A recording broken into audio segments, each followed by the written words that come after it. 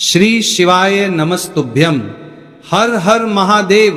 आप सभी को देखिए, आज का ये वीडियो बहुत ही खास होने वाली है।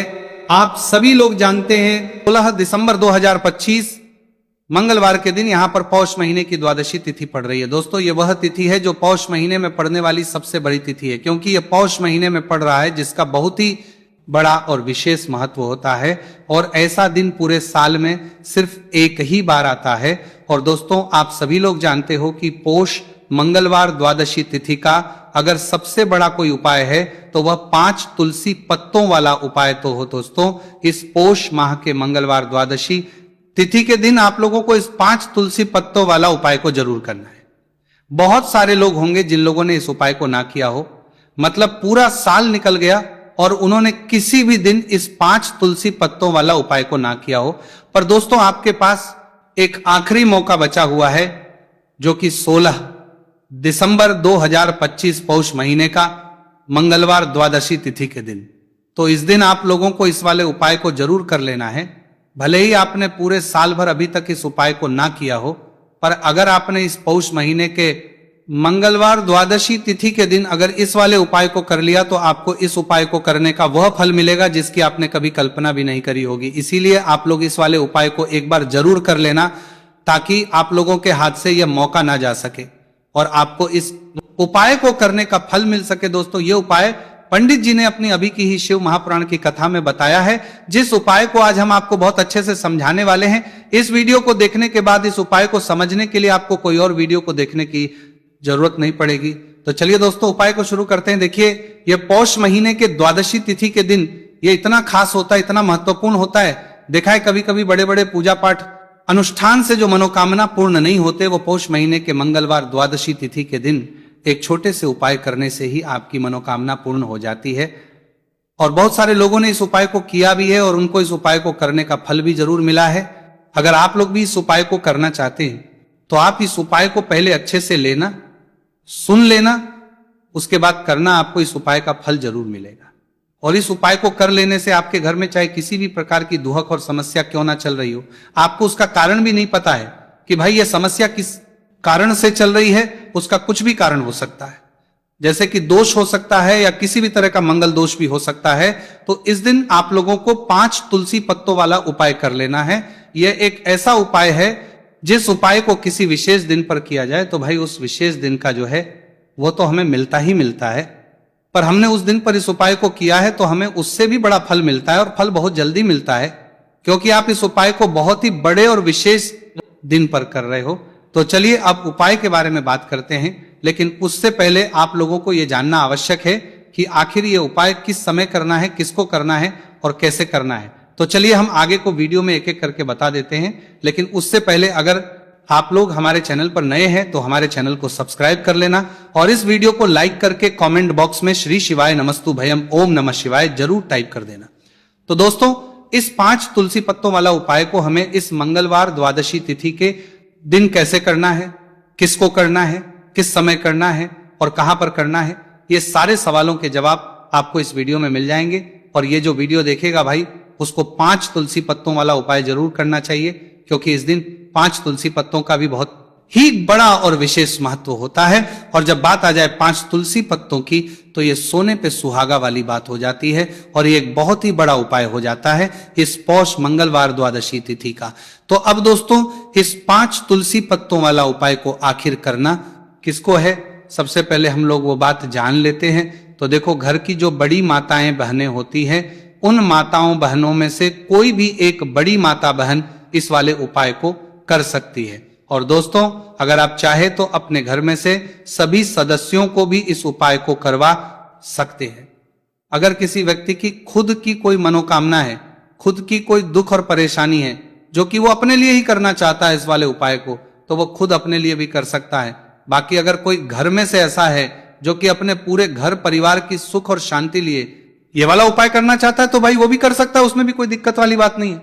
कहने का मतलब यह है कि इस उपाय को हर एक सदस्य भी कर सकता है, और पूरे घर परिवार के सदस्य के लिए घर की बड़ी माताओं बहनों में से कोई एक माता बहन भी कर सकती है। माताएं बहनें अगर घर में उपस्थित ना हो या वो ये वाला उपाय ना कर पा रही हो तो फिर घर का कोई बड़ा सदस्य भी इस 5 तुलसी पत्तों वाला उपाय को कर सकता है, चाहे फिर वो पुरुष ही क्यों ना हो, उसमें कोई भी दिक्कत वाली बात नहीं है।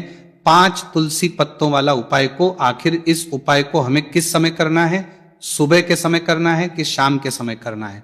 तो देखो, इस वाले उपाय को आप लोग सुबह के समय भी कर सकते हो और शाम के समय प्रदोष काल में भी कर सकते हो। अब अगर आप पूछो कि भाई सबसे उत्तम समय कौन सा रहेगा इस 5 तुलसी पत्तों वाला उपाय को करने का, तो हम आपसे बस यही कहेंगे कि इस उपाय को आप सुबह के समय ज्यादा बेहतर होगा। बाकी अगर प्रदोष काल शाम के समय भी करेंगे तो भी अच्छा होगा, उसमें कोई भी दिक्कत वाली बात नहीं है। तो अब दोस्तों, जो अगली सबसे बड़ी और महत्वपूर्ण बात आती है वो ये आती है कि सुबह अगर हम उपाय को करेंगे तो हमें कितने बजे से लेकर कितने बजे तक के बीच में करना है, और शाम के समय प्रदोष काल में करेंगे तो हमें कितने बजे से लेकर कितने बजे के बीच में करना है। तो देखो, सुबह जितनी जल्दी हो सके आप उपाय को करने की करना। बाकी अगर किसी कारणवश लेट भी हो जाओ, थोड़ी देर भी हो जाए, तो 10 या 12 बजे तक भी आप उपाय कर लेना, पर 12 बजे से ज्यादा देरी ना हो, ठीक है? इस बात का ध्यान रखना। उसके बाद में दोस्तों, अगर शाम के समय प्रदोष काल की बात करें, प्रदोष काल का जो समय है होता है वह शाम के 6 बजे से शुरू हो जाता है। मतलब शाम के 6 बजे से लेकर 7 बजे के बीच का जो समय होता है, यह समय प्रदोष काल का समय होता है। पर अभी जो मौसम चल रहा, इस मौसम में जो है शाम बहुत देरी से होती है, तो आप इस उपाय को 7 या 8 बजे के बीच में भी कर सकते हो। मतलब शाम के 6 बजे से रात 8 बजे के बीच में आप कभी भी इस वाले उपाय को कर सकते हो, उसमें कोई भी दिक्कत वाली बात नहीं है। तो आज की वीडियो में तुलसी के पत्ते का ऐसा उपाय आपके लिए लेकर आए हैं। इसे आपने अगर मंगलवार के दिन कर लिया, उसी तरह से कर लिया जैसे हम आपको बताने वाले हैं, तो बड़ी से बड़ी निर्धनता और गरीबी भी आपके जीवन से दूर जाएगी। देखिए, तुलसी के पौधे में मां लक्ष्मी का वास होता है ना? तुलसी का पौधा श्री हरि विष्णु को सबसे प्रिय है, और तुलसी का पौधा आपके जीवन की निर्धनता और गरीबी को बहुत तेजी के साथ दूर कर देता है। इसी के साथ आप सभी को यह बात पता भी होगी कि जो मंगलवार का दिन है, कर्ज से जुड़े जितने भी आपके जीवन में कष्ट है, कर्ज को लेकर जो भी आपके जीवन में समस्याएं हैं, उन्हें अगर आप अपने से जल्दी दूर करना चाहते हैं तो हमेशा आपको मंगलवार का दिन चुनना है। मंगलवार के दिन उपाय करने हैं हनुमान जी से जुड़े हुए, और उसमें अगर आपने तुलसी के पत्ते से जुड़ा हुआ उपाय कर लिया तो यह और भी उत्तम होता है।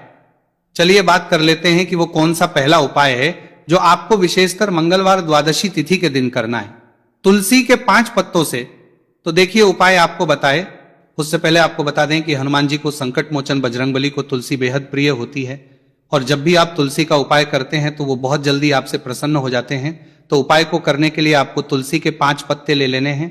अब तुलसी के 5 पत्तों के ऊपर आपको भगवान राम का नाम लिखना है। सिंदूर जो होता है, सिंदूर आप थोड़ा सा लें, बजरंगबली के मंदिर में आपने देखा होगा जो सिंदूर चढ़ता है वही सिंदूर आपको लेना है, और राम भगवान का नाम आपको तुलसी के 5 पत्तों के ऊपर लिख देना है। अब आपको क्या करना है, ये 5 पत्ते आपको हनुमान जी को अर्पित करने।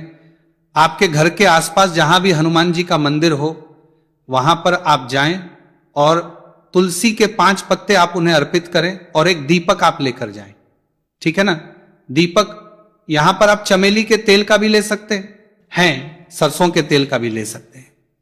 कोई भी एक दीपक लेकर जाए और तुलसी के 5 पत्ते लेकर जाए जिसके ऊपर आपने भगवान राम का नाम लिखा है।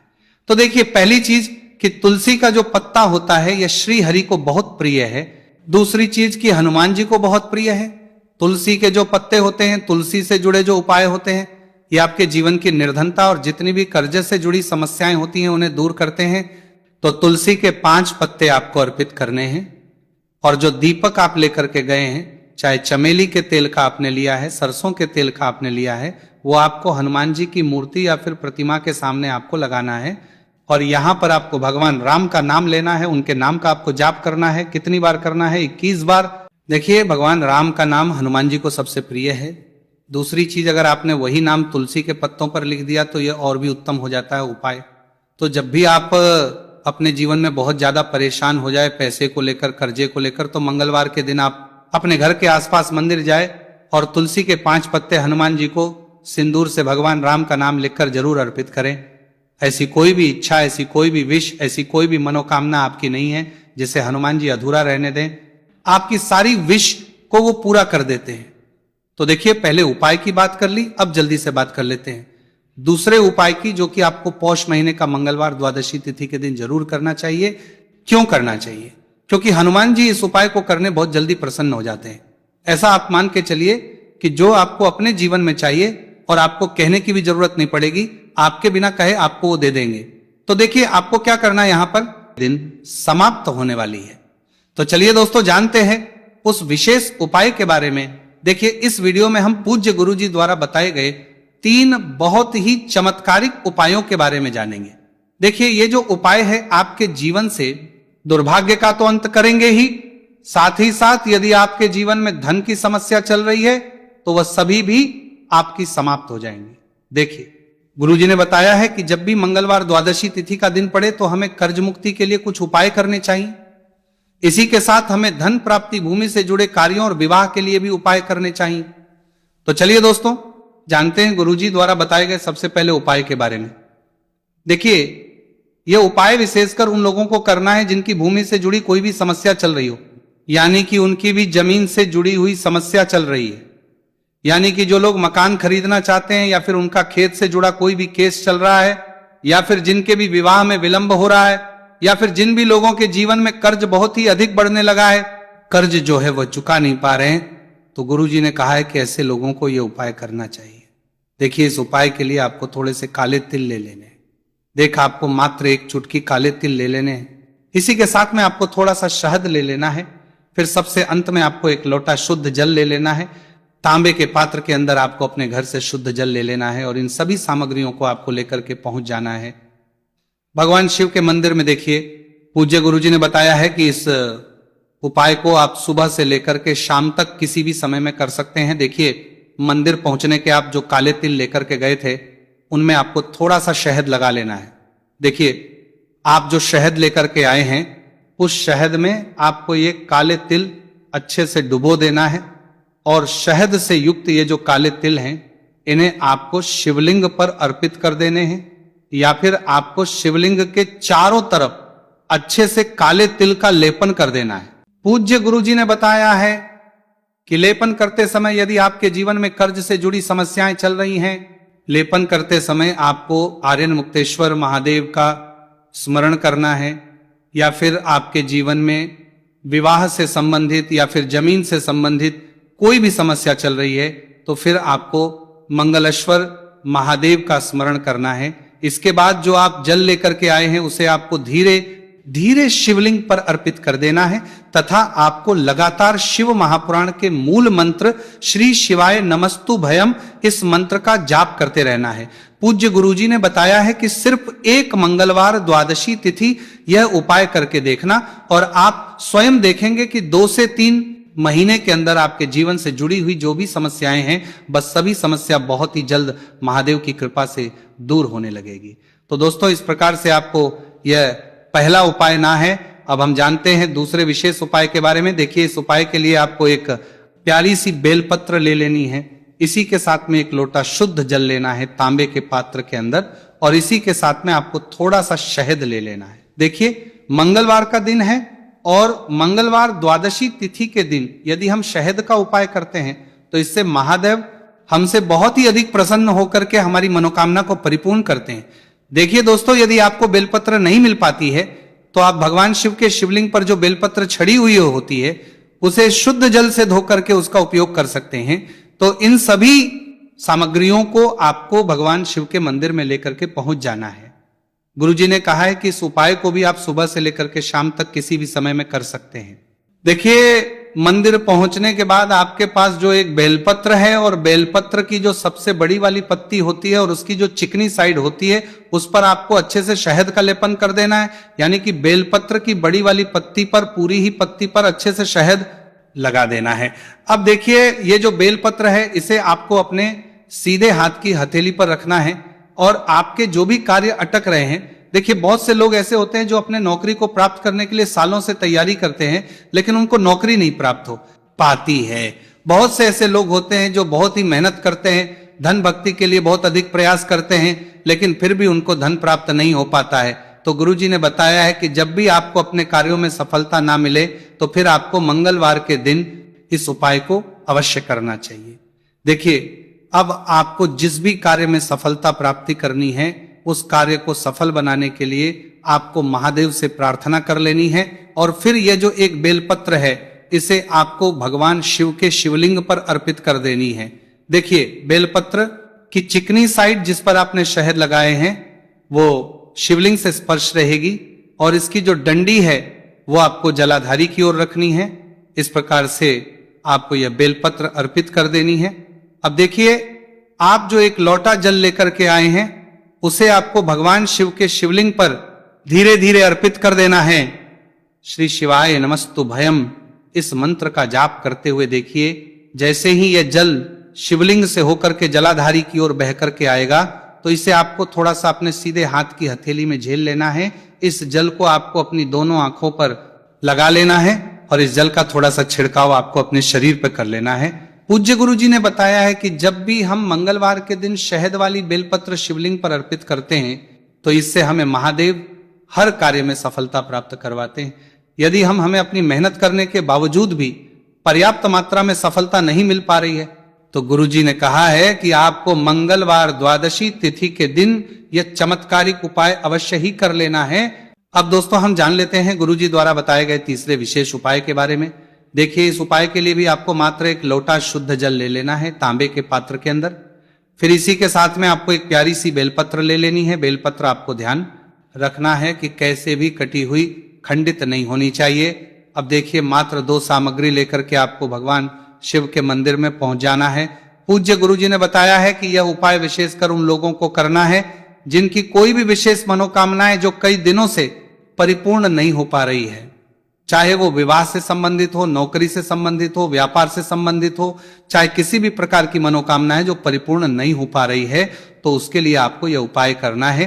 देखिए, इस उपाय को भी आप सुबह से कि शाम तक किसी भी समय में कर सकते हैं। देखिए, मंदिर पहुंचने के बाद सबसे पहले तो आप बेलपत्र लेकर के आए हैं, उसे आपको अपने सीधे हाथ की हथेली पर रखना है, और आपको महादेव से प्रार्थना करनी है कि हे मेरे महादेव, मेरी ये जो मनोकामनाएं बहुत दिनों से अधूरी है, मैंने कई प्रकार के उपाय कर लिए हैं, कई प्रकार के व्रत कर लिए हैं, लेकिन अभी तक मेरी मनोकामना परिपूर्ण नहीं हो पाई। तो उस मनोकामना को परिपूर्ण करने के लिए प्रार्थना करनी है, और ये एक बेलपत्र आपको शिवलिंग पर अर्पित कर देनी है। देखिए, बेलपत्र की जो चिकनी साइड है वो शिवलिंग से स्पर्श रहेगी, और इसकी जो है वो आपको जलाधारी की ओर रखनी है। इस प्रकार से आपको यह बेलपत्र अर्पित कर देनी है।